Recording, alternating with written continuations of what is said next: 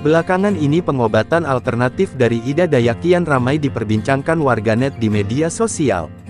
Bagaimana tidak, perempuan asal Kalimantan Timur ini dipercaya bisa mengobati berbagai macam penyakit dalam sekejap, termasuk patah tulang.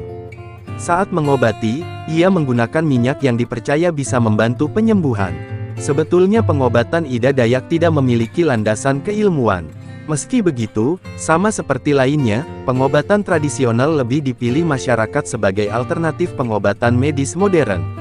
Tak heran kalau pengobatan jenis ini semakin berkembang pesat dan digandrungi masyarakat. Jauh sebelum pengobatan modern, jenis pengobatan tradisional sesungguhnya telah terserap di masyarakat.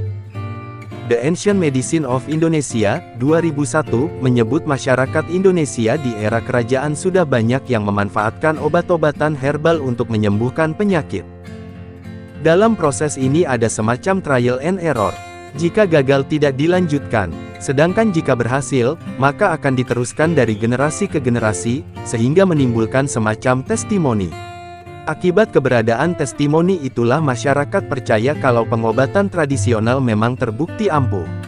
Dari sinilah tertanam di benak masyarakat lintas generasi. Seiring waktu, pengobatan modern ala barat masuk ke Indonesia saat masa kolonialisme.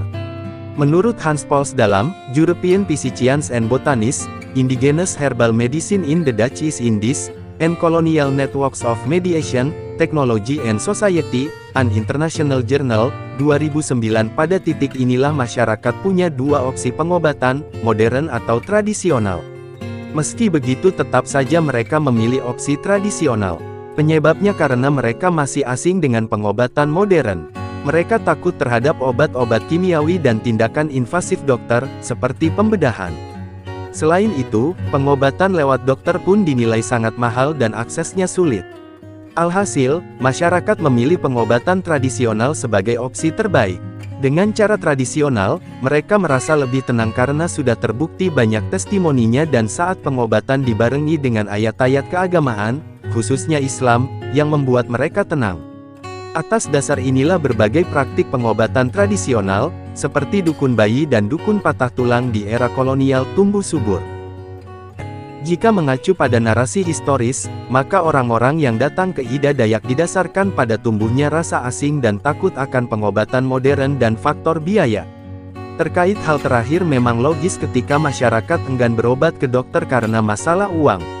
Irfan Adani dalam Eksistensi Dukun dalam Era Dokter Spesialis, 2013 menyebut pada kondisi ini dukun dinilai lebih unggul karena mampu mengobati beragam penyakit hanya lewat satu orang.